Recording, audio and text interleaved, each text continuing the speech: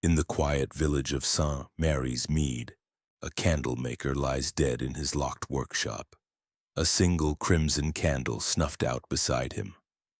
Hercule Poirot, with his razor-sharp mind, unravels a web of secrets. A bitter rival, a furious merchant, and a desperate apprentice, each hiding motives as dark as the night. Poisoned oil, a deadly flame, and a locked door conceal a chilling truth. Can Poirot's little gray cells pierce the shadows to reveal a killer before the crimson flame burns again? Chapter 1. The Locked Workshop. The village of St. Mary's Mead, nestled in the gentle folds of the English countryside, wore its autumn evening like a well-tailored cloak. Lamplight glowed softly from cottage windows, casting golden pools upon the cobblestone lanes, and the air carried the crisp promise of frost. In the Rose and Crown, the village's sole inn, Hercule Poirot sat by a crackling fire, his small, precise hands cradling a steaming cup of tisane. His mustache, impeccably groomed, quivered slightly as he savored the quiet, a rare luxury for a man whose life had been a symphony of mysteries. Retirement, he had assured his friend Captain Hastings, would bring peace. Yet as he gazed into the fire's dancing flames, Poirot knew peace was a fickle guest. The inn's heavy oak door swung open with a gust of chilly air, and Constable Hargreaves stumbled in, his round face pale beneath his helmet. "Monsieur Poirot," he gasped, drawing the attention of the inn's few patrons, a farmer nursing a pint, a barmaid polishing glasses. "It's a dreadful business, sir. Old Ezekiel Wickham, the candlemaker, is dead, found in his workshop locked tight as a drum with a candle snuffed out beside him. We need your help." Poirot's green eyes gleamed with sudden alertness. He set down his tisane, the porcelain clinking softly against the saucer. "Dead, you say? And locked in? Mon Dieu, this is most curious. Lead on, Constable. Hercule Poirot is at your service." The walk to Wickham's workshop was brief but brisk, the constable's lantern bobbing like a will-o'-the-wisp. The shop stood at the edge of the village, a squat stone building with ivy creeping up its walls. Its single door, weathered but sturdy, was bolted from within, and the narrow windows were latched, their shutters drawn. Hargreaves, with the help of a blacksmith summoned from his supper, had forced the door open earlier, revealing the grim scene within. Now, as Poirot stepped inside, the scent of beeswax and tallow enveloped him, rich and warm, yet undercut by a faint acrid note that made his nose wrinkle. Ezekiel Wickham lay slumped across his workbench, his grizzled head resting on folded arms as if he had merely fallen asleep. His apron, stained with wax, hung loosely about his frame. Beside him, a single crimson candle stood in a simple brass holder. Its wick blackened and curled, a thin trail of smoke still curling upward. The wax was still soft, suggesting it had been extinguished only moments before discovery. Poirot's keen eyes swept the room. Molds lined the shelves with military precision. Wicks hung in neat coils, and a ledger lay open, its pages filled with meticulous handwriting. No signs of struggle disturbed the order, no overturned stools, no scattered tools. Yet the air felt heavy, as if the workshop itself held its breath. "Tell me, Constable," Poirot said, his voice soft but commanding. "Who found him and when?" Hargreaves mopped his brow with a handkerchief. "It was young Thomas Reed, his apprentice. Came by at dusk to deliver fresh wicks. Knocked, got no answer, and peered through a crack in the shutters. Saw Wickham slumped over and ran for me. I checked the door. Locked, key still inside. Windows bolted too. Had to break in to get to him. Poirot knelt beside the body, his gloved fingers hovering over Wickham's hand. The candlemaker's skin was cold, his face serene, but a faint bluish tinge around his lips suggested something unnatural. Poirot leaned closer to the candle, inhaling deeply. That acrid note again, subtle, elusive, but unmistakable. "This candle," he murmured. "It was lit, then doused. Why, and by whom?"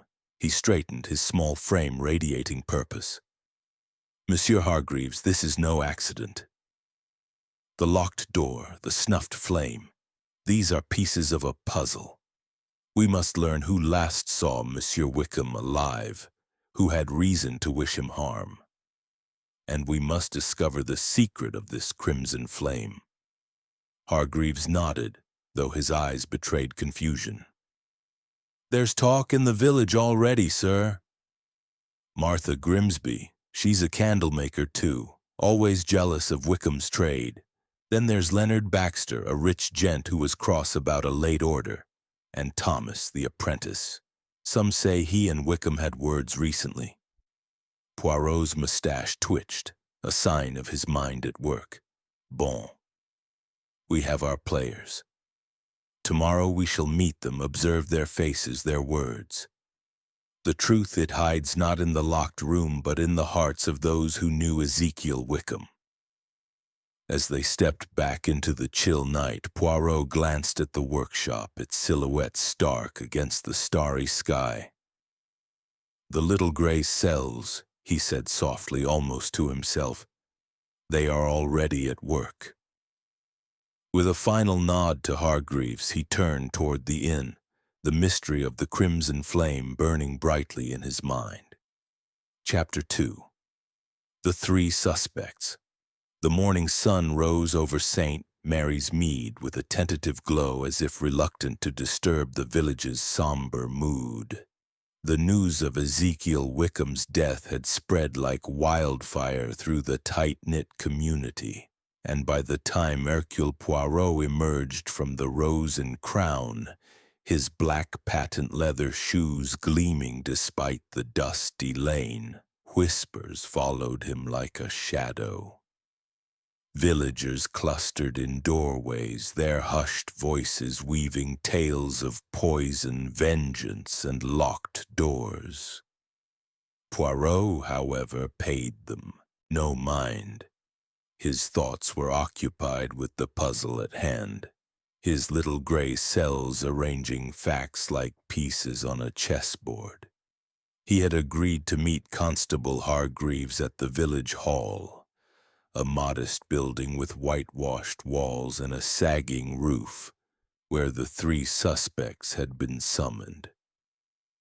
Poirot's tisane, served in a chipped china cup by the inn's flustered barmaid, had fortified him for the task ahead.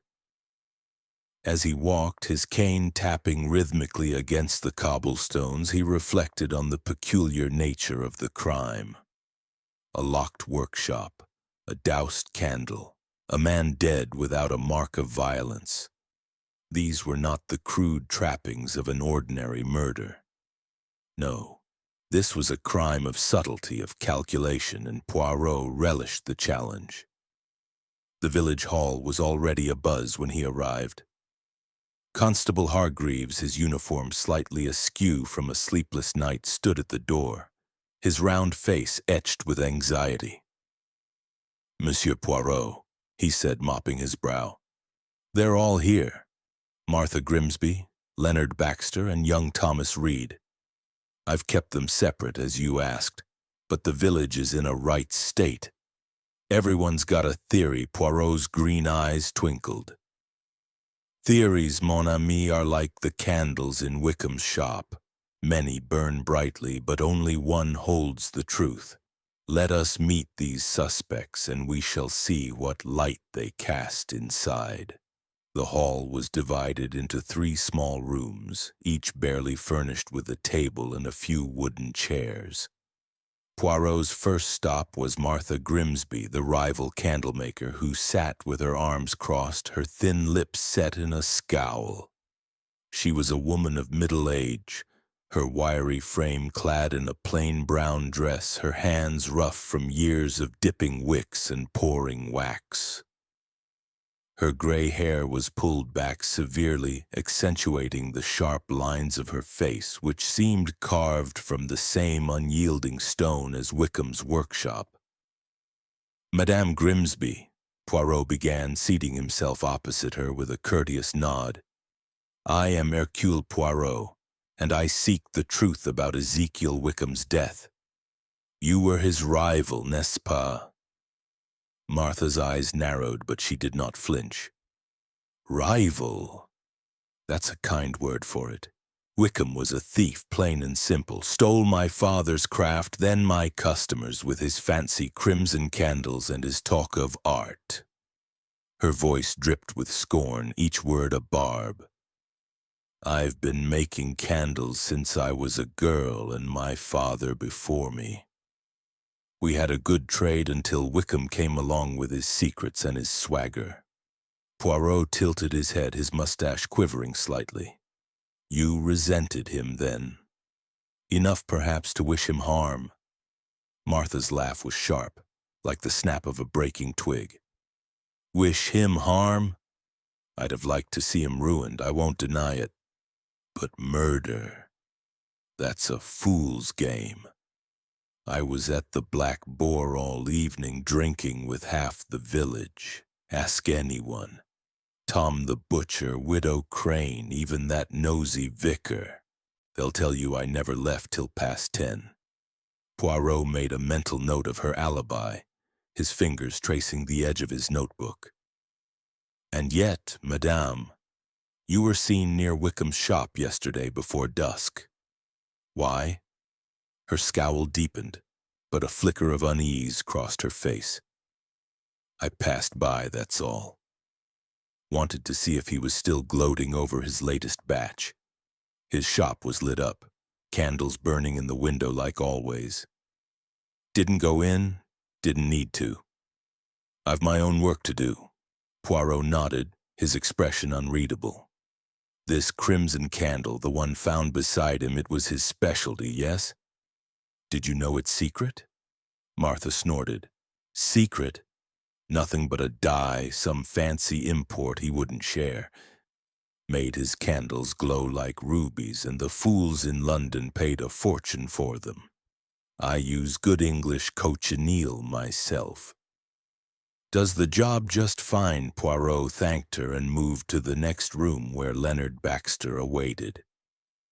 The merchant, a portly man in his 50s, lounged in his chair as if it were a throne, his silk waistcoat straining against his ample frame.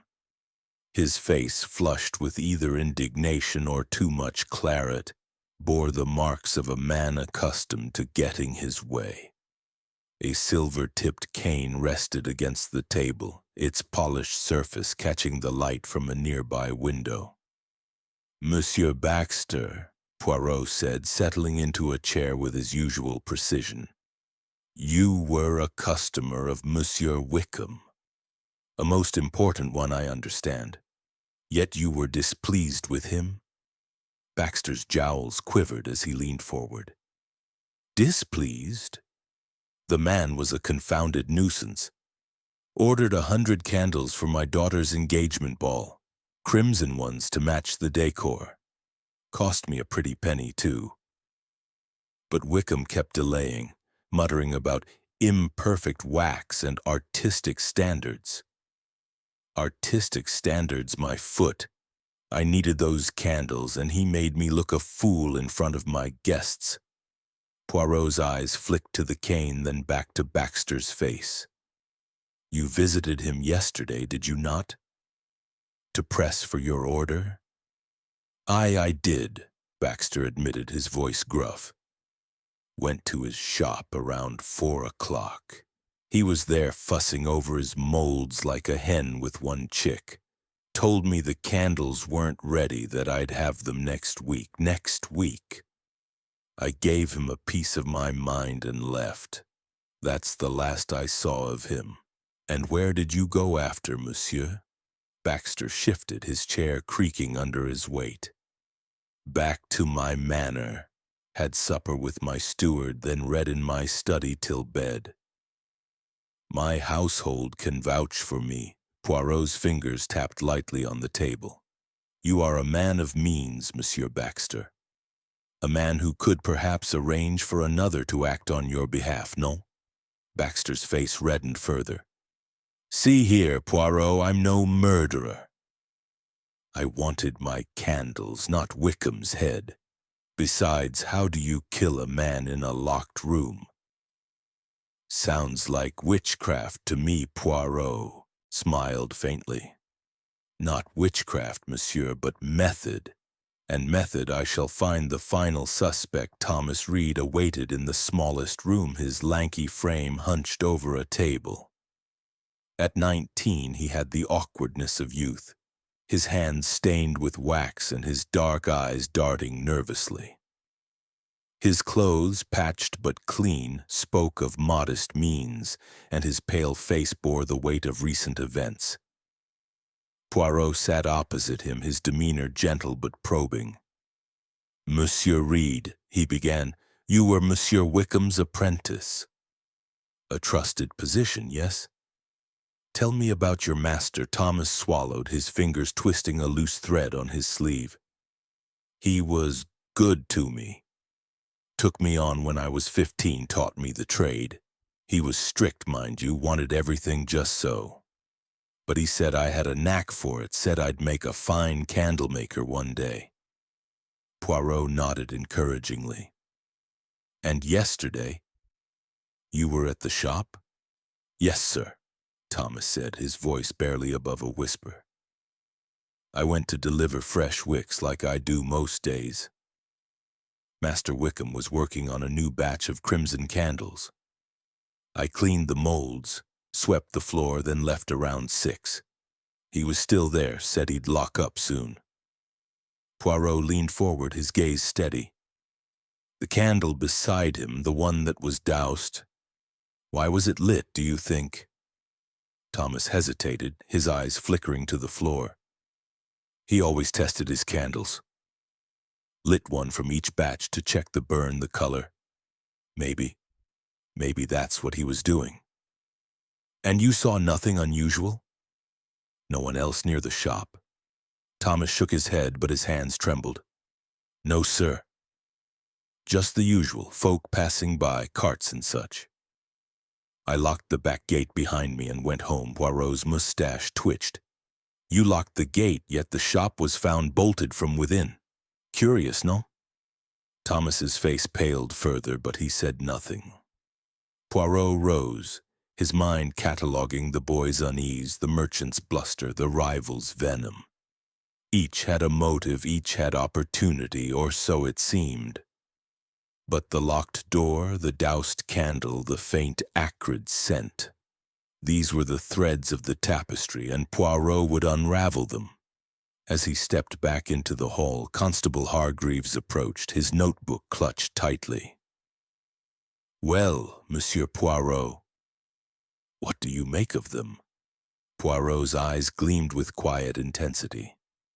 They are, each of them, a study in human nature. Madame Grimsby, she burns with envy, but her alibi is strong.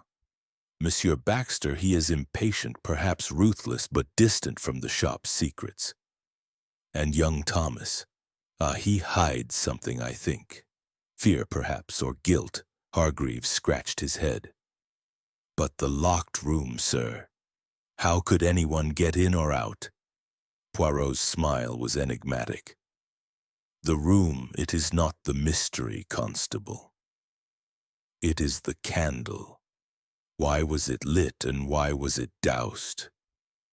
That is the question we must answer. Now let us return to the workshop. There are clues yet to be found, and Hercule Poirot does not rest until the truth is revealed.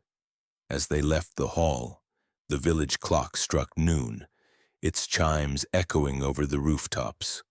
Poirot's mind was a whirl of possibilities, each suspect a piece in the intricate puzzle of Ezekiel Wickham's death.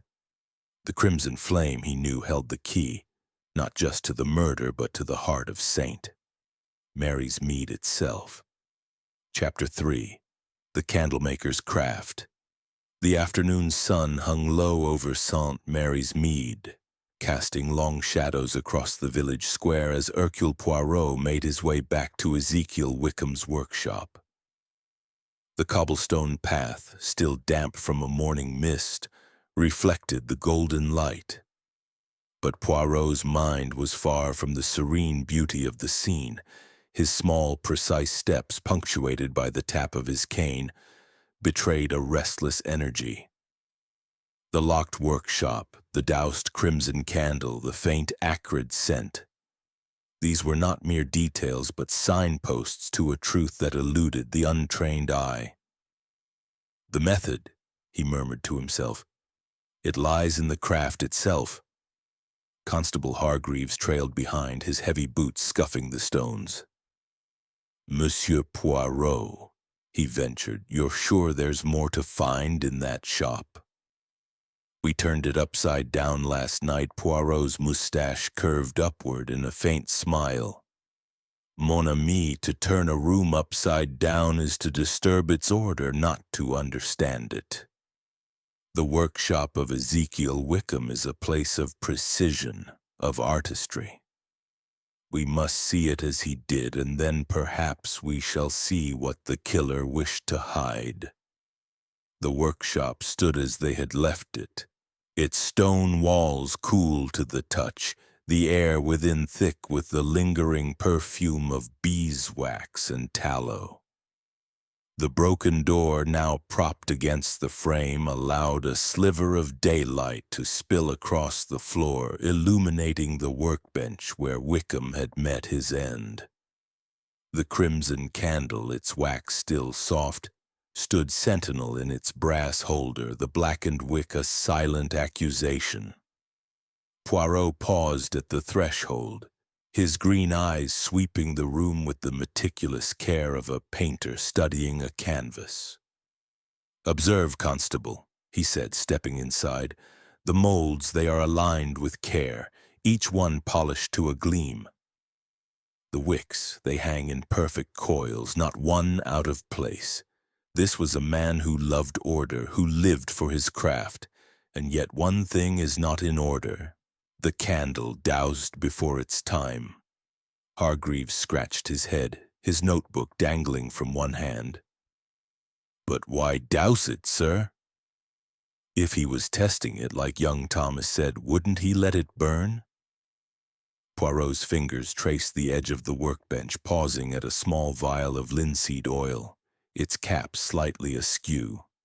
He lifted it, holding it to the light. The liquid within was clear, but that faint, acrid note, barely perceptible yet unmistakable, clung to it. "This oil," he said softly, "it is used to polish the molds, to keep them smooth, but perhaps it served another purpose." "Tell me, Constable, have you a chemist in this village?" Hargreaves nodded eagerly. "Aye, old doctor. Pritchard retired now, but he runs a small apothecary shop. Knows his stuff, he does, bon. We shall have this oil tested, but first let us examine the heart of Monsieur Wickham's art." Poirot moved to the shelves where rows of candles stood like soldiers awaiting inspection. Some were plain tallow, others beeswax. But the crimson candles, Wickham's pride, drew his eye. He selected one, turning it over in his gloved hands. The wax was smooth, its hue a deep, vibrant red, unlike the duller shades of common dyes. "This color," he mused, "it is not mere cochineal, as Madame Grimsby claimed. It is something rarer, more costly. A secret, perhaps, that someone coveted." He turned to the ledger on the workbench, its pages filled with Wickham's spidery script.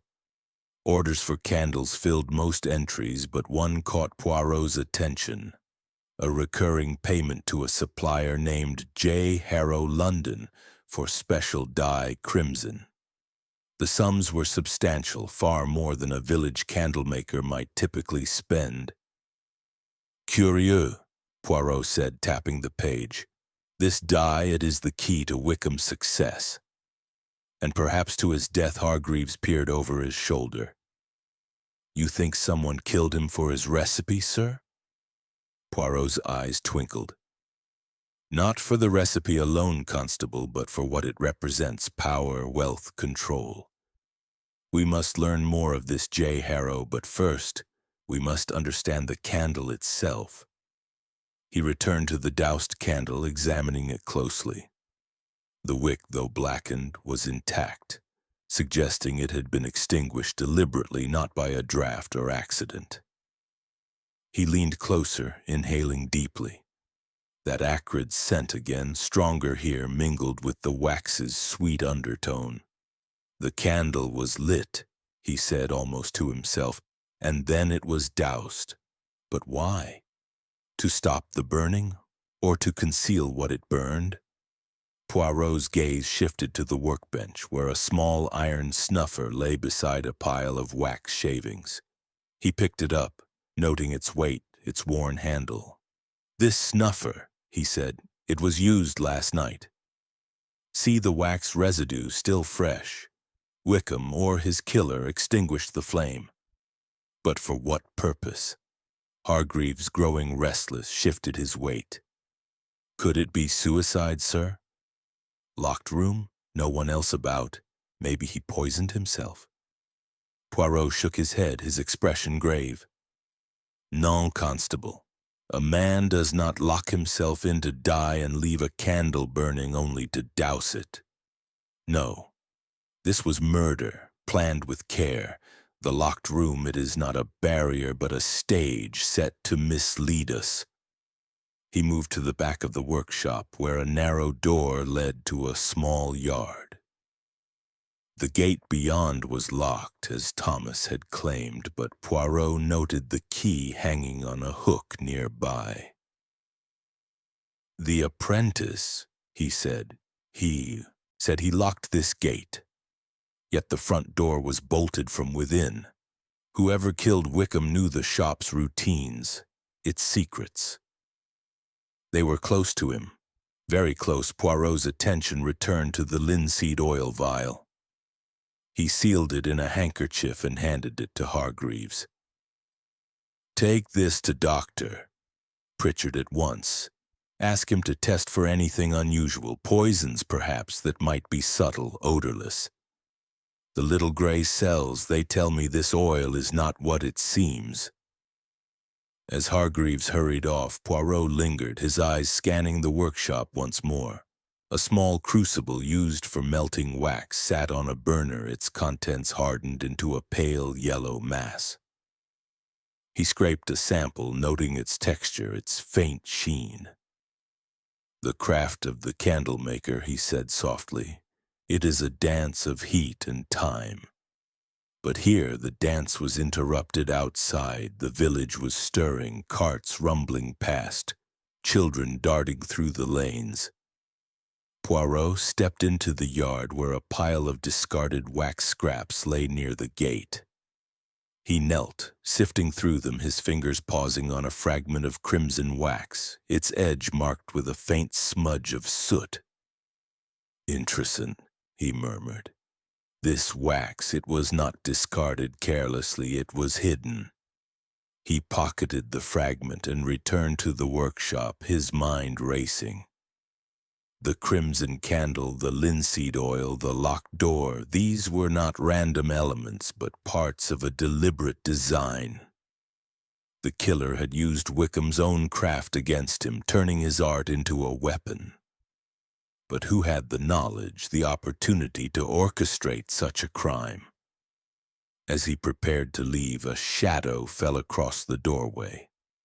Mrs. Elsie Crane, a widow who lived across the lane, stood there, her shawl clutched tightly. "Monsieur Poirot," she said, her voice trembling, "I heard you were looking into poor Ezekiel's death.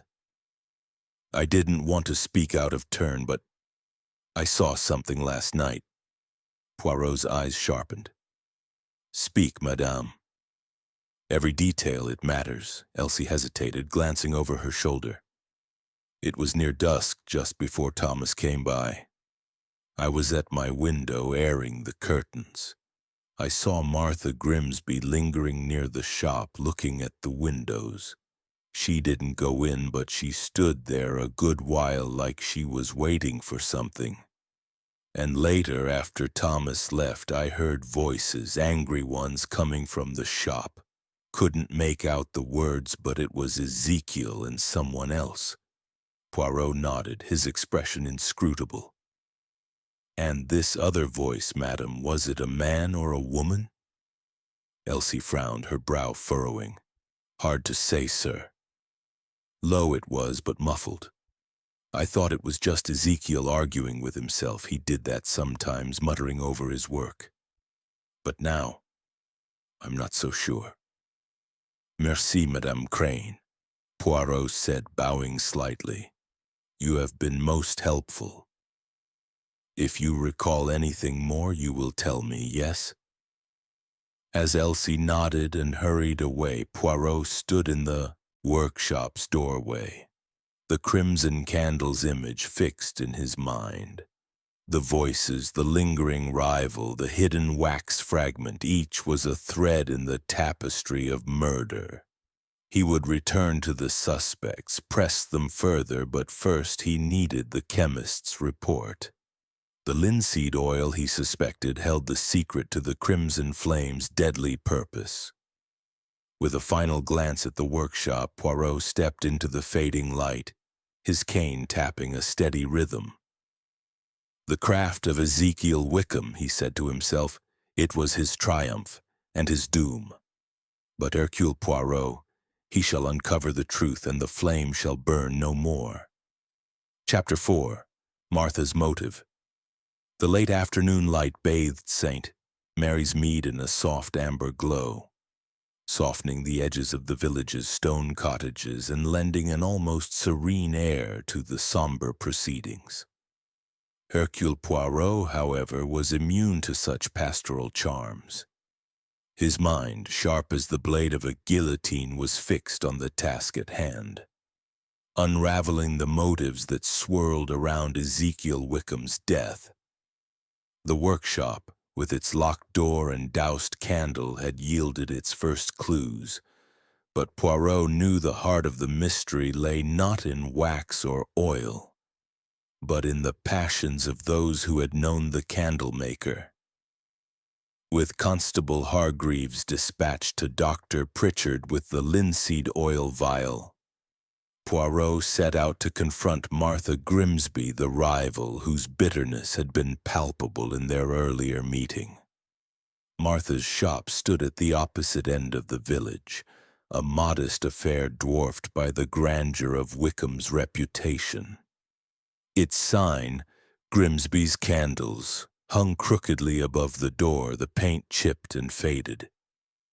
As Poirot approached, the faint scent of tallow greeted him, less refined than the beeswax aroma of Wickham's workshop. He tapped his cane against the doorstep, announcing his arrival, and stepped inside.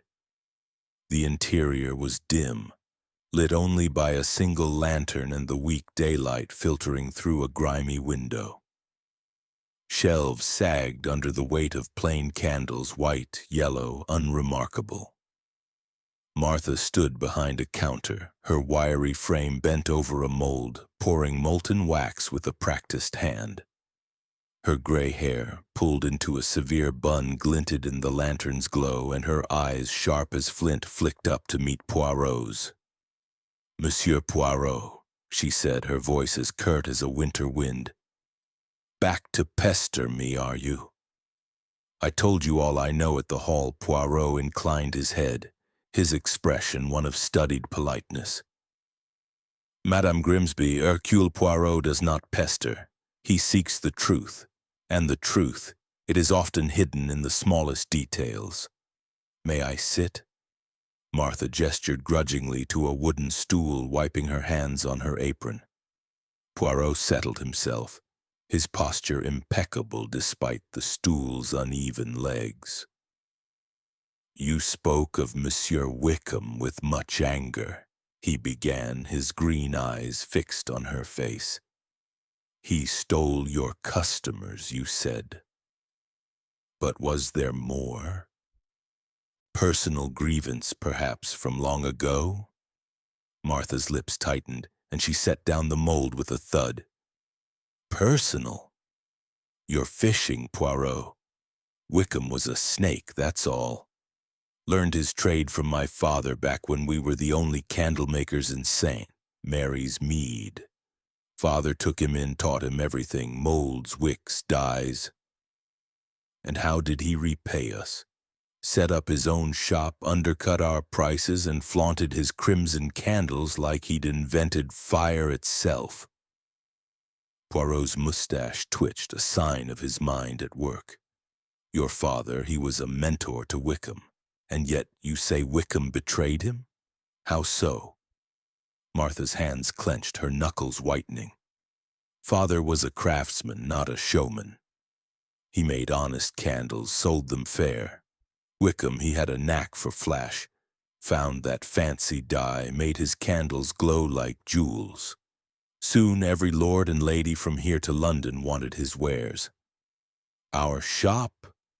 Barely scraping by. When Father died, I kept it going, but it's been a struggle ever since. Poirot nodded, his fingers tracing the handle of his cane. And this dye, this secret of the crimson flame, you never learned its source? Martha snorted, a sound of pure derision. If I had, I'd not be stuck here, would I? Wickham guarded it like a dragon with gold.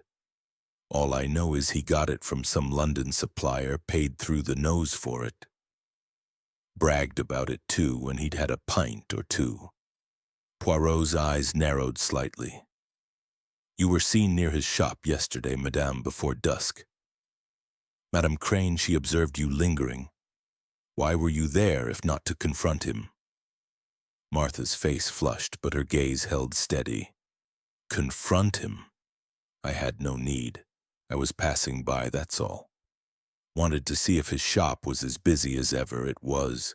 Lights burning, shadows moving inside. I didn't go in, didn't speak to him. I've better things to do than beg scraps from Ezekiel Wickham. And your alibi. Poirot pressed, his voice soft but relentless. You were at the Black Boar all evening, yes? From when until when? From 6 till past 10, she snapped.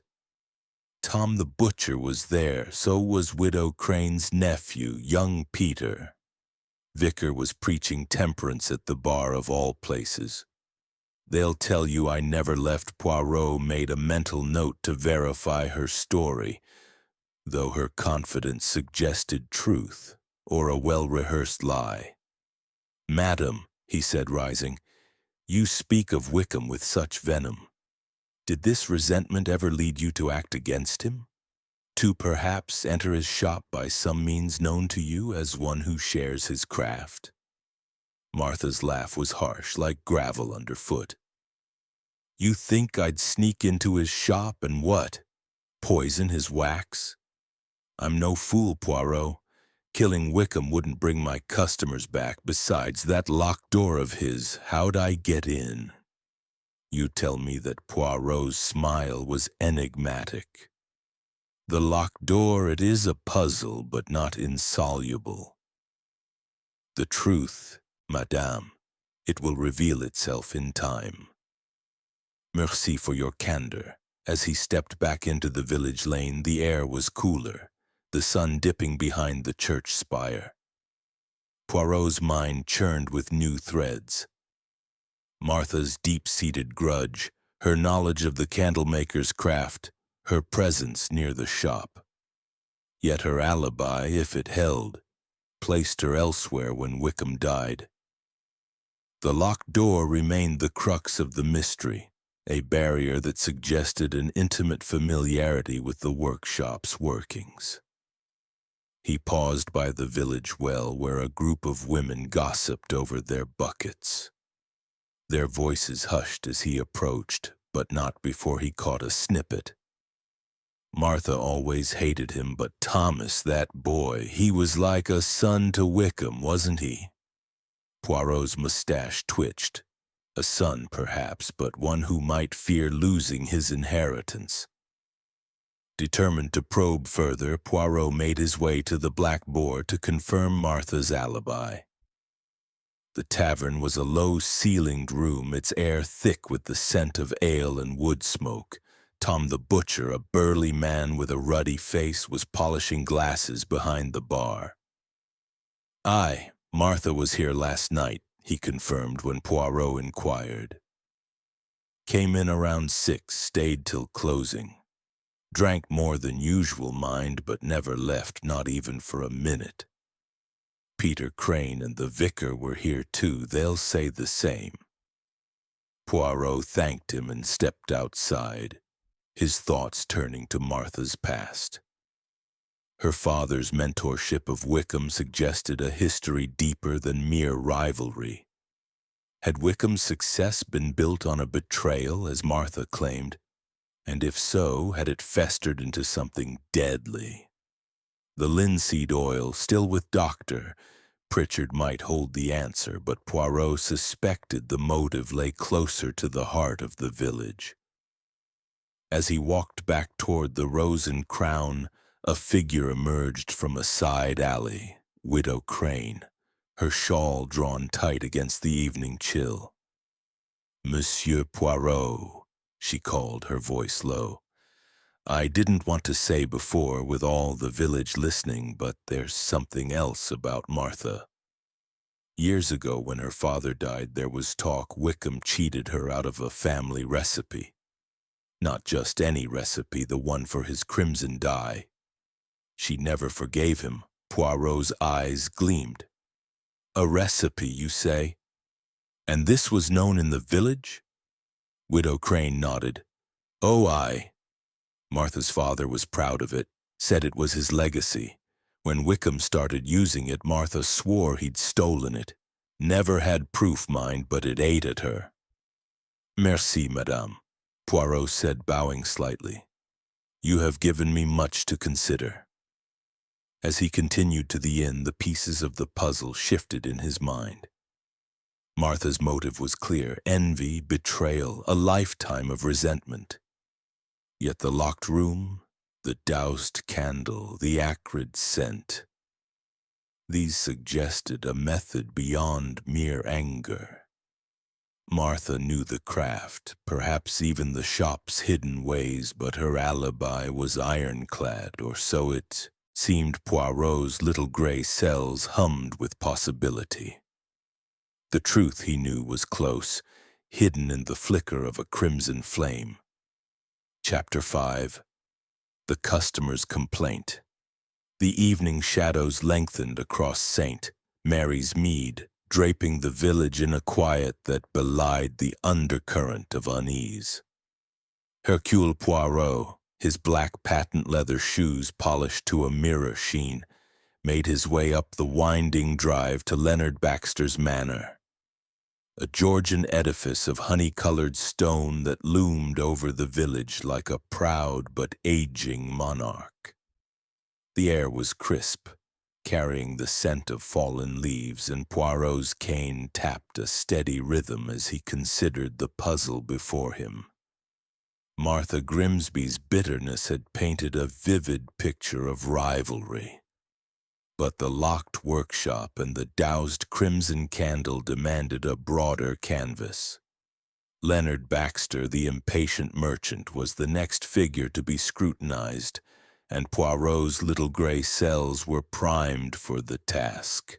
The manor's heavy oak door was opened by a dour butler who led Poirot through a hall adorned with portraits of stern-faced ancestors. Leonard Baxter awaited in a study lined with leather-bound books and heavy velvet drapes, the firelight casting flickering shadows across his broad frame. He stood as Poirot entered, his silk waistcoat straining slightly, his silver-tipped cane propped against an armchair. His face, flushed with the warmth of the room or perhaps a glass of port, bore the impatience of a man unaccustomed to waiting. "Monsieur Baxter," Poirot began, settling into a chair with his usual precision. "I am Hercule Poirot, and I investigate the unfortunate death of Ezekiel Wickham." "You were his customer, yes?" "But not, I think, a satisfied one," Baxter snorted, lowering himself into his chair with a creak of wood. "Satisfied? Hardly, sir. Wickham was a confounded dawdler.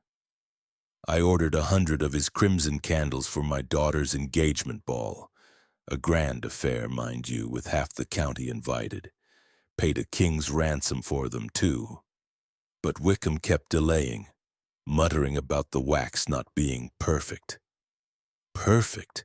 As if my guests would care about the shade of red." Poirot's green eyes studied Baxter's florid face, noting the faint tremor in his hands. "This delay, it caused you much inconvenience, none?"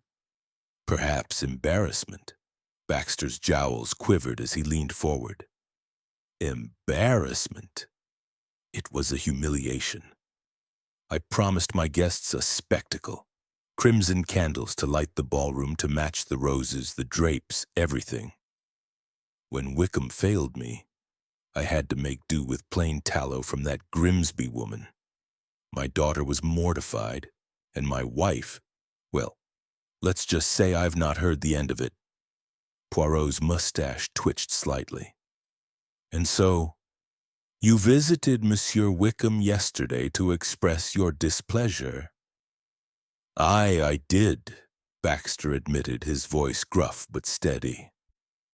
"Went to his shop around 4 in the afternoon, found him fussing over his molds as usual. I told him I'd not wait another week, demanded he'd deliver by tomorrow or return my deposit. He just shrugged, said the wax wasn't right yet. Insolent, if you ask me. Poirot's fingers brushed the arm of his chair, his gaze fixed on Baxter's cane. "You left after this conversation, monsieur?" "At what time?" Baxter shifted, his eyes flickering to the fire. "Must have been near 5. Went straight home, had supper with my steward, then read in here till bed. My household can confirm it. Jenkins, the butler, and Mrs. Harrow, the housekeeper." Poirot nodded, filing the names away. "You are a man of means, Monsieur Baxter. A man who perhaps could afford to ensure his will is done, even in unconventional ways." Baxter's face reddened further, his voice rising. "Now see here, Poirot. I'm no murderer. I wanted my candles, not Wickham's life. And how do you explain that locked shop? I've no key, no way to get in after hours. You're barking up the wrong tree." Poirot's smile was faint, almost imperceptible. "The tree, it has many branches, monsieur. Tell me, did you ever learn the secret of Wickham's crimson candles? Their dye, their brilliance. Did he share such things with you?" Baxter scoffed, leaning back. "Secrets?" "He guarded that dye like it was the crown jewels. Said it came from some London supplier, cost a fortune. I didn't care about his tricks, just wanted the blasted candles." Poirot's eyes lingered on the cane, its silver tip gleaming in the firelight. "This cane, monsieur, it is most elegant. You carry it always?" Baxter glanced at it, his brow furrowing. "Most days. It's a family piece, solid oak, silver tip. Why do you ask?" Poirot waved a hand dismissively. "A detail, nothing more. Merci, Monsieur Baxter, for your time. I may call again." As he rose, Poirot's mind catalogued the merchant's words. Baxter's temper was evident, his motive rooted in pride and social standing. But the locked workshop posed a problem. Baxter, a man of wealth but no apparent craft, seemed unlikely to navigate its intricacies. Yet the cane intrigued Poirot. Could it conceal more than status? A tool, perhaps, or a weapon? Outside, the evening air was sharp. the village settling into its nightly hush. Poirot made his way to the Black Boar, where he sought out Jenkins, Baxter's butler, who frequented the tavern after hours. The man, thin and gray as a winter twig, confirmed Baxter's account. "Master was home by 5, sir," Jenkins said, nursing a pint. "Ate supper, then stayed in his study. I locked up at 9, and he was still there." Poirot thanked him and stepped into the night, his thoughts turning to the manor's layout. A wealthy man like Baxter could have allies, servants perhaps, or hired hands. But the locked room suggested a personal act, not a hired one. As he passed the church, a figure emerged from the shadows. Peter Crane, Widow Crane's nephew, a lanky youth with a nervous air. "Monsieur Poirot," Peter said, glancing about, "I heard you were asking about Mr. Baxter. There's something you should know. He was furious with Wickham, more than he's letting on. Last week at the market I heard him say he'd make Wickham pay if the candles weren't delivered." Poirot's eyes gleamed. "Pay, you say? In what way?" Peter shrugged, his voice low. "Didn't say, sir." But he was red as a beet, shaking his cane like he meant to use it. "Thought you ought to know merci, young man," Poirot said, his mind racing. Baxter's anger, it seemed, ran deeper than a mere social slight. Had it driven him to act or to arrange for another to do so? The cane, with its heavy silver tip, lingered in Poirot's thoughts, a symbol of authority perhaps, but also a potential tool. As he returned to the Rose and Crown, the village clock chimed 8, its notes echoing over the rooftops. Poirot paused, his gaze drifting to the distant silhouette of Wickham's workshop. The crimson candle, the locked door, the linseed oil, each was a piece of the puzzle, but Baxter's role remained elusive. Was he a man driven by pride, or something more sinister? Poirot's little gray cells hummed with possibility, and he resolved to await Doctor Pritchard's report on the oil. The truth, he knew, was close, hidden in the flicker of a flame that had burned too briefly. Chapter 6. The Apprentice's Silence. The morning mist clung to St. Mary's Mead like a shroud, softening the outlines of the village's cottages and muffling the clatter of early carts. Hercule Poirot, his overcoat buttoned against the damp, made his way toward the churchyard where he had arranged to meet Thomas Reed, Ezekiel Wickham's apprentice. The boy's nervous demeanor at the village hall had not escaped Poirot's keen observation. There was a shadow in those dark eyes, a tremor in those wax-stained hands that spoke of secrets. Poirot's little gray cells, ever vigilant, sensed that Thomas held a key to the mystery of the crimson flame, and he intended to unlock it with care. The churchyard, bordered by ancient yews, was a place of quiet reverence, its gravestones tilted like weary sentinels. Thomas stood near a weathered cross, his lanky frame hunched, his hands thrust deep into the pockets of his patched coat. His face, pale and drawn, bore the marks of a sleepless night, and his eyes darted toward Poirot as the detective approached, his cane sinking slightly into the damp earth. "Monsieur Reed," Poirot began, his voice gentle but firm, "you are troubled, I see. The death of your master, it weighs heavily upon you, no?" Thomas nodded, his gaze fixed on the ground. "Aye, sir. Master Wickham, he was good to me. Took me in when I had nothing. It's not right, him being gone like that." Poirot tilted his head, his green eyes studying the boy's face. "You were his apprentice, his protégé, perhaps. You knew his craft, his habits, the rhythms of his workshop. Tell me, Thomas, what was it like to work for such a man? Thomas's fingers twisted the edge of his coat, his voice barely above a whisper. He was strict, sir. Everything had to be perfect. Molds clean, wicks straight, wax just so. He'd check every candle himself, light one from each batch to test the burn. Said it was his name on every flame. He paused, swallowing hard. But he was kind, too. Said I'd inherit the shop one day if I proved myself.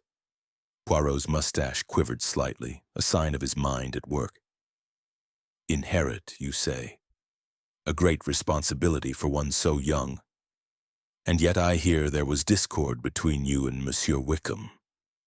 A neighbor, Madame Crane, she spoke of an argument not long before his death. What was this about? Thomas's face paled further, his eyes flickering to the church's stained glass window as if seeking refuge.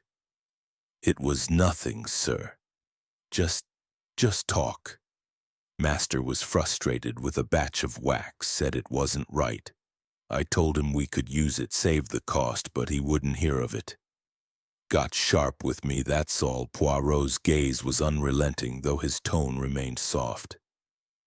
And this argument, it was only about wax? Nothing more. Personal? Perhaps about the future of the shop? Thomas's hands trembled and he shoved them deeper into his pockets. No, sir. Nothing like that. I respected him. Wanted to make him proud. Poirot nodded, stepping closer, his voice low and measured. The candle, Thomas, the crimson candle beside your master when he was found.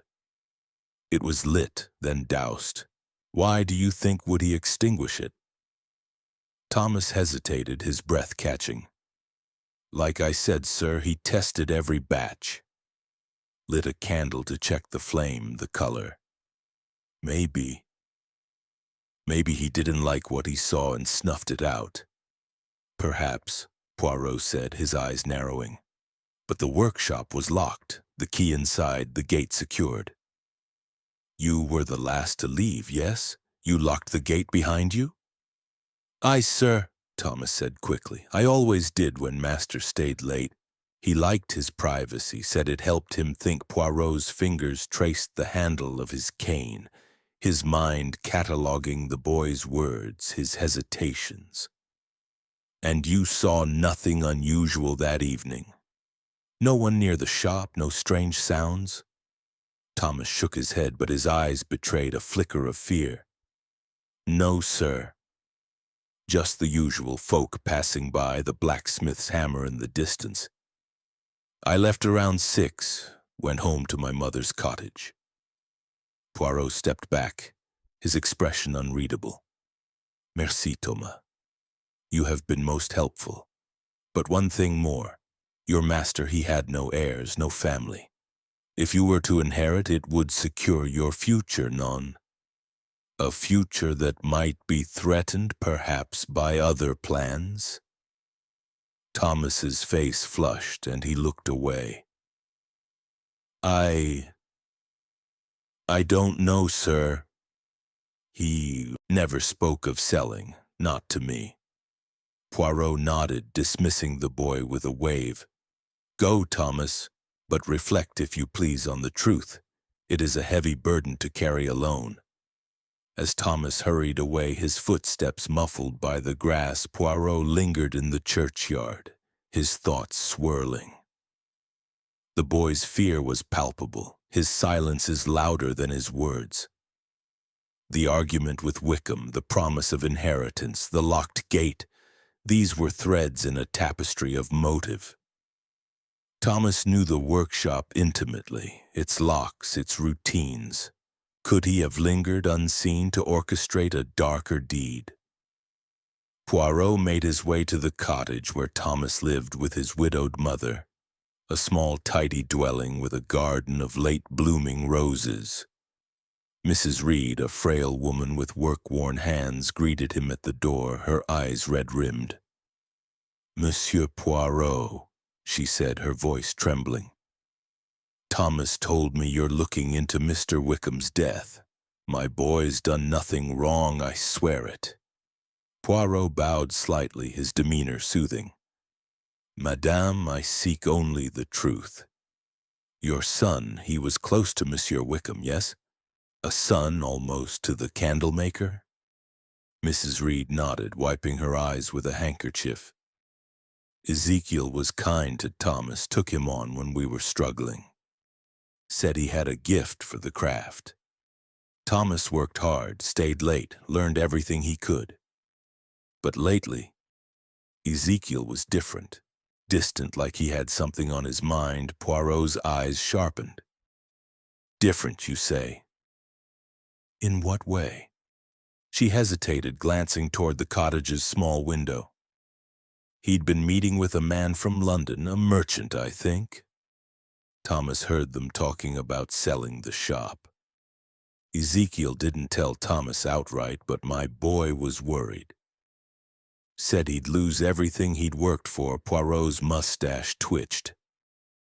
"This merchant, did Thomas describe him?" Mrs. Reed shook her head. "Only that he was well-dressed, with a loud voice. Came to the shop a few times, always after dark. Thomas didn't like him, said he made Ezekiel nervous." "Merci, madame," Poirot said, his mind racing. "A London merchant, payments for a costly dye, a possible sale. The pieces were aligning, but the picture remained incomplete. He left the cottage and returned to the village square, where he found Constable Hargreaves waiting, a folded note in hand. "Monsieur Poirot," Hargreaves said, his face flushed with excitement. "Doctor, Pritchard's had a look at that linseed oil. Says there's something odd about it, but he needs more time to be sure. Wants to run tests for poison, says it could be something rare, hard to detect." Poirot's eyes gleamed. "Bon, Constable, this is most significant. The oil, it is the thread that ties the candle to the crime. We must wait for Dr. Pritchard's findings, but in the meantime we shall observe young Thomas closely. His silence, it speaks louder than he knows." As Hargreaves nodded, Poirot's gaze drifted to the church spire, its silhouette stark against the misty sky. The apprentice's fear, his mother's revelations, the specter of a lost inheritance, these were the shadows cast by the crimson flame. Thomas Reed, Poirot suspected, knew more than he admitted, and the truth, like a candle's wick, awaited only the spark of revelation. Chapter 7. The Clue of the Crimson Wax. The morning sun struggled through a veil of clouds, casting a muted light over St. Mary's Mead as Hercule Poirot returned to Ezekiel Wickham's workshop. The village, though bustling with its daily rhythms, carts creaking, children laughing, seemed to hold its breath, as if awaiting the resolution of the candlemaker's grim fate. Poirot, his overcoat impeccable despite the damp air, moved with purpose, his cane tapping a deliberate cadence on the cobblestones. The revelations of the previous day, Martha's rancor, Baxter's bluster, Thomas's trembling silence, had woven a complex web, but the heart of the mystery remained the workshop itself, its locked door and doused crimson candle silent witnesses to murder. Constable Hargreaves met him at the shop's threshold, his face etched with the weariness of a man unaccustomed to such dark affairs. "Monsieur Poirot," he said, clutching a folded paper. "Doctor, Pritchard sent word. He's still testing the linseed oil, but he's certain it's not just oil. Says it's got traces of something chemical, maybe poisonous, but he needs another day to confirm." Poirot's green eyes gleamed with quiet intensity. "Bon, Constable. This oil, it is the pivot on which our mystery turns. But come, let us explore the workshop once more." The crimson wax. It has more to tell us. The workshop's interior was as Poirot had left it. The air heavy with the lingering scent of beeswax and that faint acrid tang that set his senses on edge. The workbench, still bearing the weight of Wickham's final moments, held the crimson candle in its brass holder. Its blackened wick, a mute accusation. Poirot approached it with the reverence of an archaeologist uncovering a relic, his gloved fingers hovering over the soft, ruby-hued wax. "Observe," he said, his voice low. "This candle, it is not like the others. Its color, it is vibrant, almost alive. This is no ordinary dye, Constable. It is the secret of Wickham's fame and perhaps his death." He lifted the candle, turning it in the dim light. The wax was smooth, flawless, but a faint irregularity caught his eye, a slight ridge near the base as if the wax had been tampered with. He set it down and turned to the shelves where dozens of crimson candles stood in neat rows. Selecting another, he compared them, noting the same rich hue, the same meticulous craft. "These candles," he murmured, "they are his legacy." But why douse this one? What did it reveal? Hargreaves, hovering near the door, shifted uncomfortably. "You think the candle itself is the clue, sir? Not just the oil?" Poirot's mustache twitched, a sign of his mind at work. "The candle, the oil, the locked room, these are not separate but one. The killer used Wickham's craft against him, turned his art into a weapon. We must understand how he moved to the ledger, its pages open to the last entries. The payments to J. Harrow, London, for the crimson dye stood out, each sum larger than the last. Poirot's fingers traced the figures, his brow furrowing. This dye, it is costly, oui, but why such frequent payments? And who is this J. Harrow? We must send a telegram to London, Constable, to inquire about this supplier." Hargreaves nodded, scribbling in his notebook. "I'll see to it, sir. But what about the candle? You think it was poisoned somehow?" Poirot's eyes narrowed as he returned to the workbench, his gaze falling on the iron snuffer beside the candle. He lifted it, noting the fresh wax residue on its rim. "This snuffer," he said, "it was used to extinguish the flame. But why? To stop the burning, or to hide what the flame released?" He set the snuffer down and examined the linseed oil vial's resting place, now empty, sent to Doctor Pritchard.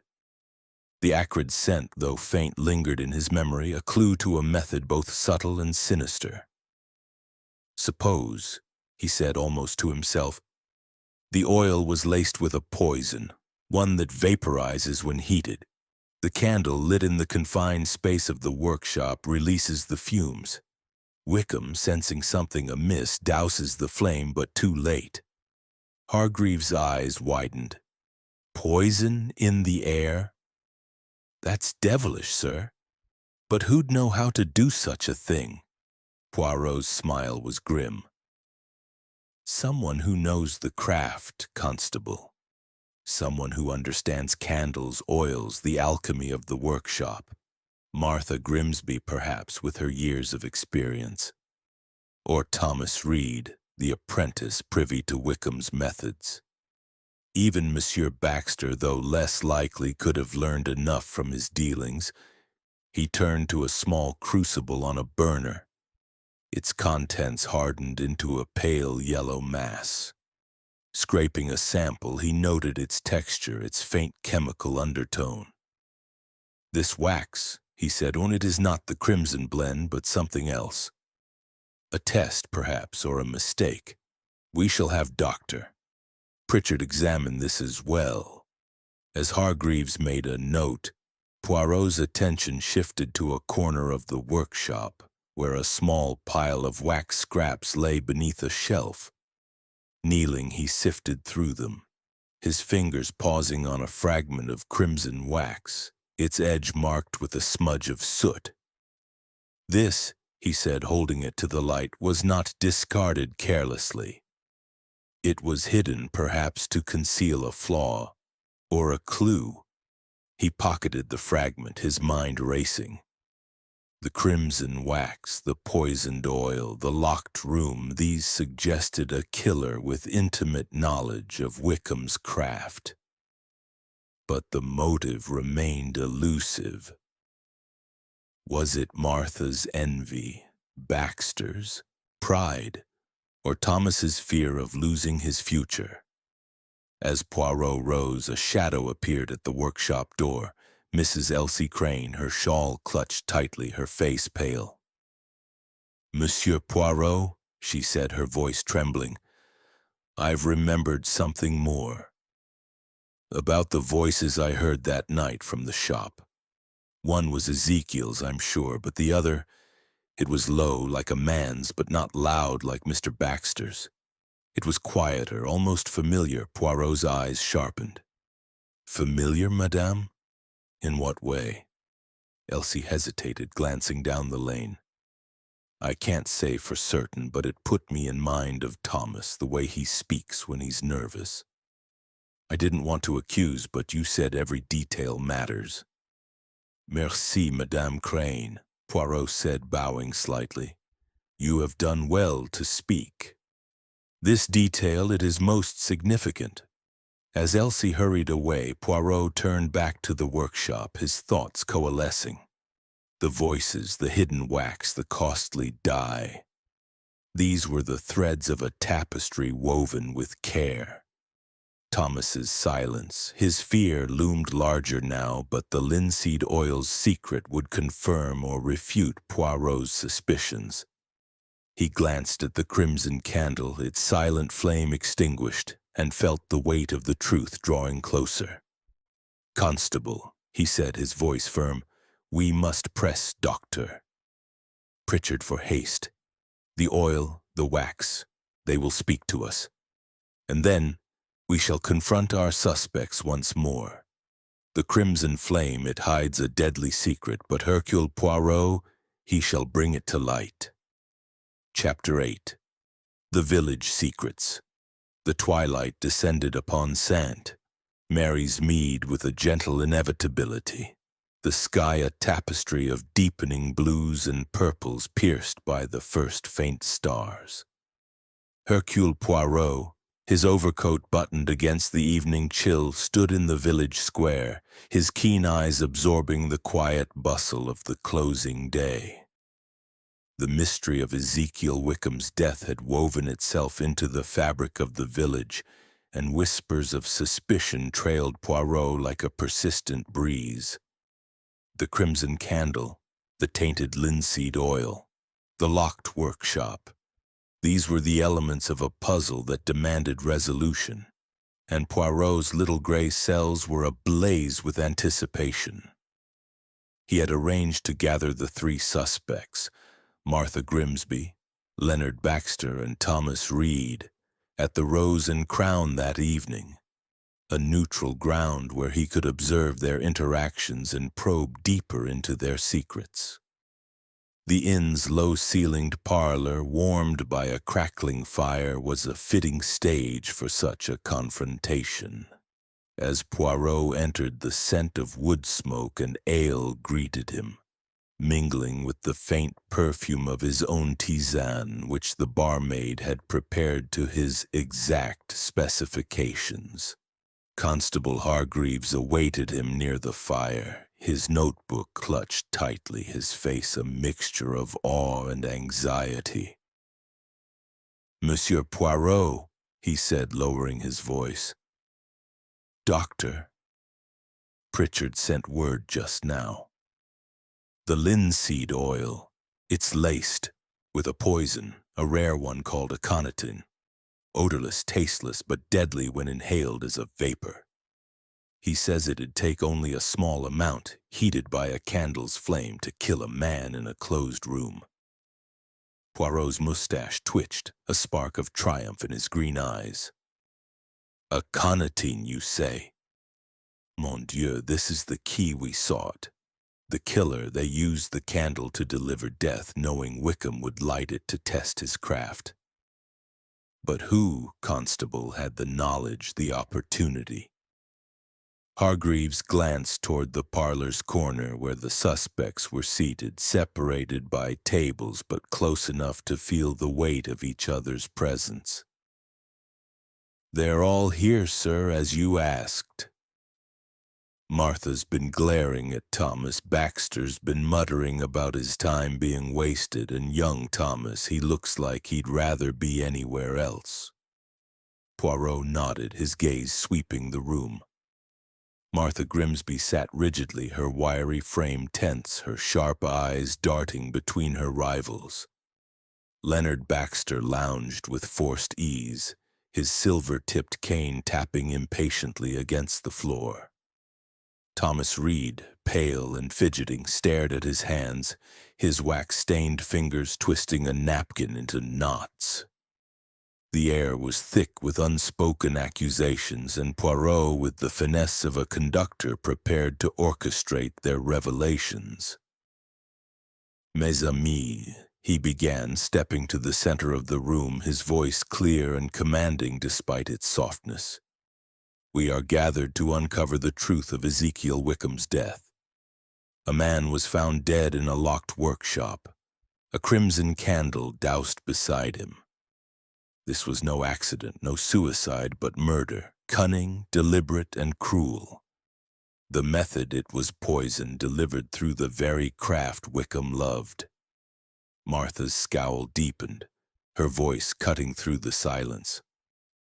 "Poison? That's nonsense, Poirot. I told you I was at the Black Boar all evening. And I've no knowledge of poisons. Candles are my trade, not death." Baxter leaned forward, his face flushed. "Nor I, Poirot. I wanted my candles, not Wickham's life. And how does one poison a man in a locked room?" "It's preposterous." Thomas said nothing, his eyes fixed on the floor, but his hands trembled visibly. Poirot's gaze lingered on him, then moved to the others. "The poison," he continued, "was a conatine, hidden in the linseed oil used to polish Wickham's molds. When the crimson candle was lit, the heat released the poison into the air. Wickham, sensing danger, doused the flame. But too late. The locked room, it was not to keep others out, but to trap the poison within." Martha's eyes narrowed, her voice sharp. "Linseed oil? Anyone could have tampered with it. Wickham had enemies, suppliers, customers, even that boy." She jerked her head toward Thomas, who flinched. Poirot raised a hand, his expression calm but unyielding. "Madame Grimsby, you speak of enemies, and indeed you had reason to hate Wickham. He surpassed you, took your customers, perhaps even stole a recipe from your father. Yet your alibi holds. Witnesses place you at the tavern. Monsieur Baxter, your anger at Wickham's delay was great, and your wealth could buy many means, but you lacked the intimate knowledge of the workshop, and you, Thomas." Poirot's voice softened, his eyes piercing. "You knew the shop, its locks, its secrets. You were the last to leave, and you feared losing your future." Thomas's head snapped up, his voice a whisper. "I didn't. I wouldn't hurt him. He was going to give me the shop, he said so." Poirot stepped closer, his presence commanding. "But did he, Thomas? Your mother spoke of a London merchant, of talk of selling the shop. It threatened your dreams, non?" Thomas's eyes darted to the door, his breath quickening. Martha sneered, her voice dripping with disdain. "That boy's always been Wickham's shadow, trailing after him like a puppy. If anyone knew how to get in and out of that shop, it's him." Baxter pounded his cane on the floor. "Enough of this. You're accusing us all, Poirot, but where's your proof? A locked door, a snuffed candle. How does it add up? Poirot's smile was enigmatic. The proof, it is in the details. The crimson wax it was tampered with, a fragment hidden to conceal its flaw. The oil it was poisoned with aconitine, a substance rare but not impossible to obtain. And the voices heard by Madame Crane, Wickham's, and another low and familiar. The killer was someone close, someone who knew the shop's heart. He turned to Thomas, his voice gentle but relentless. Thomas, you locked the gate, you say, but the front door was bolted from within. How then did the killer enter? Unless you did not leave as you claim. Thomas's face crumpled, his hands clutching the napkin. I left, I swear it, I didn't do anything. Poirot's eyes softened, but his tone was firm. The truth, Thomas, it cannot hide forever. The little gray cells, they see what you conceal. Speak now and spare yourself greater pain. The room fell silent, the crackle of the fire, the only sound. Martha's gaze was cold, Baxter's impatient, but Thomas's eyes were wide with fear, his breath shallow. Poirot watched, his trap set, knowing the boy's silence was breaking under the weight of guilt. The village secrets whispered in alleys and overheard by lamplight were converging, and the crimson flame's truth was within reach. "Constable," Poirot said, turning to Hargreaves, "we shall reconvene tomorrow. Dr. Pritchard's final report, it will confirm the poison source. And then, mes amis, the killer shall face the light." As the suspects dispersed, Thomas lingered, his eyes meeting Poirot's for a fleeting moment before he fled into the night. Poirot watched him go, his mind alight with certainty. The apprentice's fear, the poisoned oil, the hidden wax, these were the final pieces of the puzzle, and Hercule Poirot would not rest until they were in place. Chapter 9. The apprentice's confession. The dawn broke over St.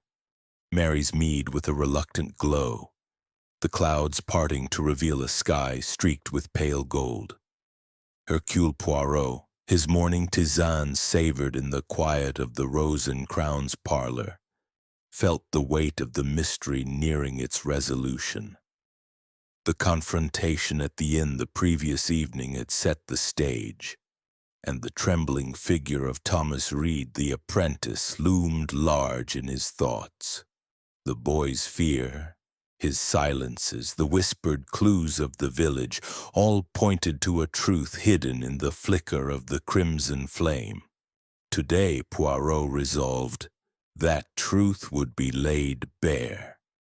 He had summoned Thomas to the village hall, a place of stark simplicity that suited the gravity of the moment. The hall's whitewashed walls and worn wooden benches offered no distractions, only the echo of footsteps as Poirot entered, his cane tapping softly. Constable Hargreaves awaited him, clutching a sealed envelope from Dr. Pritchard. "Monsieur Poirot," he said, his voice taut with anticipation. "The final report on the linseed oil. It's aconitine, no doubt about it. Deadly in small doses, especially when vaporized. Dr. Pritchard says it could have come from a smuggler's cache, rare, but not impossible to get in London." Poirot's green eyes gleamed as he took the envelope, scanning its contents with a nod. "Bon, Constable. This confirms what the little gray cells suspected. The poison, it was the candle's silent partner delivered through the flame. Now we must confront the one who wielded it." Thomas Reed arrived moments later, his lanky frame slouched, his eyes red-rimmed and shadowed. He stood before Poirot, his hands twisting a worn cap, his gaze fixed on the floor. The boy's fear was palpable. a living thing that filled the room, and Poirot, with the precision of a surgeon, prepared to probe its source. "Monsieur Reed," he began, his voice gentle but unyielding, "you stand at a crossroads. The truth, it is a heavy burden, but to carry it in silence is heavier still. Ezekiel Wickham, your master, was murdered, poisoned by a aconitine hidden in the linseed oil. The crimson candle, lit to test his craft, became his executioner. You were the last to leave the workshop, the one who knew its secrets. Speak, Thomas, and tell me what you know." Thomas's breath hitched, his hands trembling violently. I didn't mean to hurt him, sir. I swear it on my mother's life." His voice broke, a sob escaping as he sank onto a bench, his cap falling to the floor. Poirot's expression softened, but his eyes remained sharp. "Mean to or not, Thomas, the truth must be told. Begin at the beginning. What happened in that workshop?" Thomas wiped his eyes, his voice a whisper. "It was the shop, sir. Master Wickham, he was going to sell it to a man from London, a merchant named Harrow. Overheard them talking weeks ago about a deal. Master said it'd make him rich, that he'd move to the city, leave St. Mary's Mead behind. But the shop, it was my future, all I'd worked for. I begged him to reconsider, but he said I was too young, that I'd find another trade." Poirot nodded, his fingers tracing the handle of his cane. "And this fear, it drove you to act, no? Tell me of the linseed oil, Thomas." The boy's face crumpled, tears spilling freely. I found a vial, sir, in a crate of supplies from London. It wasn't marked, but it smelled strange, sharp-like. I'd heard talk in the village from old sailors at the Black Boar about poisons smuggled in from the docks. I thought, if I could make Master sick just for a bit, he'd delay the sale, give me time to prove myself. I mixed a little into the linseed oil, just a drop, thinking it'd give him a fever, nothing more." Poirot's voice was steady, a beacon in the boy's storm of guilt. "And the candle, Thomas. How did it come to this?" Thomas's hands clenched, his voice barely audible. Master always tested his candles, lit one from each batch. That night I cleaned the molds like always and left the oil vial open near the burner. I thought the heat would make it work slowly. I locked the gate when I left, but I didn't know he'd bolt the front door. When he lit the candle, the poison, it must have spread faster than I thought. I didn't mean to kill him, sir. I went back later to check and saw him through the window, slumped over. I couldn't get in. The door was locked. I doused the candle with the snuffer through a crack in the shutter, hoping to stop it, but it was too late. Poirot's eyes softened, though his tone remained firm. "You locked the gate, Thomas, but the front door was bolted from within. This you did not expect." Thomas shook his head, his sobs quieting. "No, sir. Master sometimes bolted it when he worked late to keep out prying eyes. I didn't know he'd do it that night. I thought he'd just feel ill, that he'd recover." Hargreaves, standing silently by the door, looked stricken. "Good Lord, lad, you poisoned him and trapped him in there?" Poirot raised a hand, silencing the constable. "The intention, it was not to kill, but the result, it is the same. Thomas, where did you obtain this poison?" Thomas's voice was a whisper. "The crate, sir. It came with the dye shipments from J. Harrow. I found it tucked inside, hidden in a false bottom. I didn't ask questions, thought it was just something Master ordered. But when I heard about the sale, I used it." Poirot's mustache twitched, his mind cataloging the boy's confession. This J. Harrow, he is more than a supplier, perhaps. We shall investigate further. But you, Thomas, you must face the consequences of your actions. The truth, it is now free, but justice, it must follow. Thomas nodded, his shoulders sagging. I'll tell it all, sir. I can't live with this no more.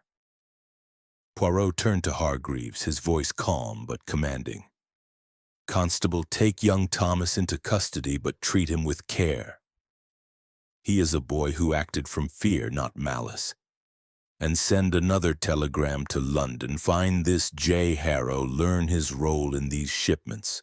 The crimson dye, it may hide more than color. As Hargreaves led Thomas away, Poirot remained in the hall, his gaze distant. The apprentice's confession had illuminated the method, the poisoned oil, the candle's deadly flame. But the web of motives was not fully unraveled. Was J. Harrow a mere supplier or a player in a larger game? The crimson flame had claimed its victim, but Poirot sensed its light would yet reveal more. He stepped into the morning air, the village stirring around him. The truth, so long hidden in the shadows of the workshop, was now alight. And Hercule Poirot, with his unerring instinct, would ensure it burned brightly for all to see. Chapter 10. The Resolution. The sun hung low over St. Mary's Mead, its rays gilding the village in a final flourish of warmth as the day drew to a close. Hercule Poirot stood in the village square, his immaculate overcoat a stark contrast to the rustic charm of the cobblestone lanes.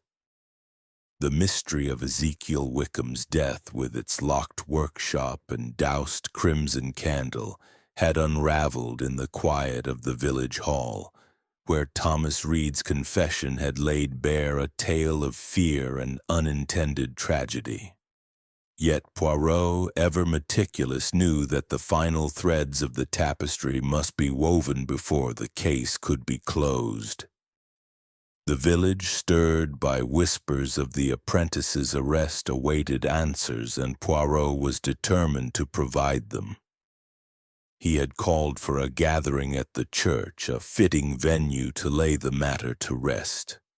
The stone building, its spire piercing the evening sky, was filled with villagers, farmers, shopkeepers, and curious onlookers, crowded onto the worn pews. Martha Grimsby sat near the front, her sharp features softened by a rare uncertainty. Leonard Baxter, his silver-tipped cane resting across his knees, occupied a pew across the aisle, his face a mask of reluctant curiosity. Constable Hargreaves stood by the door, his notebook tucked away, his eyes fixed on Poirot with a mixture of awe and relief. Thomas Reed, under guard in a side room, was absent, but his presence loomed large in the murmurs that rippled through the crowd. Poirot stepped to the front, his small frame commanding the room with an authority that belied his stature. "Mes amis," he began, his voice clear and resonant, "we are gathered to bring light to the darkness that has fallen upon St. Mary's Mead. Ezekiel Wickham, a master of his craft, was found dead in his locked workshop, a crimson candle doused beside him. This was no accident, but murder executed with a cunning that turned his own art against him." The crowd stirred, whispers rising like a breeze. Poirot raised a hand, silencing them. The method. It was poison. Aconitine, hidden in the linseed oil used to polish his molds. When Wickham lit his crimson candle to test its flame, the poison vaporized, filling the locked room with death. He doused the candle, perhaps sensing danger, but it was too late. The question, it was always, Who had the knowledge, the opportunity to orchestrate such a crime? Martha's voice cut through the hush, sharp but unsteady. "You've got the boy, Poirot," Thomas confessed, didn't he? "Why drag us here?" Poirot's green eyes met hers, unyielding. "Madame Grimsby, patience. The confession, it is but part of the truth. To understand, we must see the whole." He turned to the crowd, his gaze sweeping over their faces. 3 suspects stood before us: Madame Grimsby, whose rivalry with Wickham burned like a flame; Monsieur Baxter, whose pride was wounded by a delayed order; and Thomas Reed, the apprentice, who feared losing his future. Each had motive, each had opportunity, or so it seemed. But the locked room, it pointed to one who knew the workshop's heart. Baxter shifted, his cane tapping the floor. "Get to the point, Poirot." "The boy did it, you said so yourself." Poirot's mustache twitched, a faint smile playing at his lips. "Oui, Monsieur Baxter," the boy confessed. "But let us recount the tale. Thomas Reed, young and desperate, learned that Wickham planned to sell his shop to a London merchant, J. Harrow. This sale threatened Thomas's dream of inheriting the craft he had labored to master. In a moment of fear, he found a vial of aconitine hidden in a shipment of crimson dye, and laced the linseed oil with it, hoping to sicken Wickham and delay the sale. He did not intend murder, but the poison released by the candle's flame was merciless. A gasp rippled through the crowd, and Martha's eyes widened, though she said nothing. Poirot continued, his voice steady. "Thomas locked the gate as he left, believing Wickham would merely fall ill. But Wickham, ever cautious, bolted the front door, trapping himself with the deadly vapors. When Thomas returned, seeing his master slumped through the window, he doused the candle through a shutter's crack, hoping to halt the poison. It was too late. Hargreaves stepped forward, his voice low. "And this J. Harrow, sir? We've had word from London. He's a dye merchant, but known to deal in less savory goods. The aconitine, it likely came from his shipments." Poirot nodded. "Merci, Constable. This Harrow, he is a shadow in our tale, perhaps unaware of the poison's use, but his role will be investigated. For now, the crime is clear. Thomas Reed, driven by fear, committed a tragic act." A woman in the back, Mrs. Reed, sobbed quietly, her handkerchief pressed to her face. Poirot's eyes softened, but he pressed on. The crimson flame, it was Wickham's pride, his art. But it became his undoing, a symbol of the ambition and fear that consumed his apprentice. "The little gray cells, they have seen through the shadows to the truth." Martha rose, her voice softer now. "Thomas, he was just a boy. Ezekiel was hard on him, but he didn't deserve this. What happens to him now?" Poirot's gaze was grave. "Justice, madam, must be served. But Thomas's intent was not to kill, and this the courts will consider. His confession, it is a step toward redemption." Baxter cleared his throat, his tone grudging. "Well, Poirot, you've solved your puzzle. I'll say this: Wickham's candles were trouble from the start. I'll light my ballroom with lanterns next time." A murmur of laughter broke the tension, and Poirot allowed a small smile. "Monsieur Baxter, perhaps simplicity is wisdom, but the craft of Ezekiel Wickham, it will live on. Madame Grimsby, you have skill. Will you teach another, perhaps Thomas's younger brother, to carry the flame?" Martha hesitated, then nodded. I will. For Ezekiel's sake," and the boy's Poirot turned to the crowd, his voice resonant. "The truth, it is a light that reveals all. Let Saint, Mary's mead heal, and let the crimson flame burn now in memory, not in sorrow. As the villagers dispersed, Poirot lingered, his gaze on the stained glass window, its colors glowing in the fading light. Hargreaves approached, his face weary but relieved. "You've done it again, sir." "The village owes you." Poirot waved a hand, his expression serene. "The little gray cells, they do their work, Constable. Now I shall take the evening train. The city calls, but Saint Mary's mead, it will remain in my heart." With a final twirl of his mustache, Poirot stepped into the twilight. The mystery of the crimson flame resolved, its light extinguished, but its truth enduring.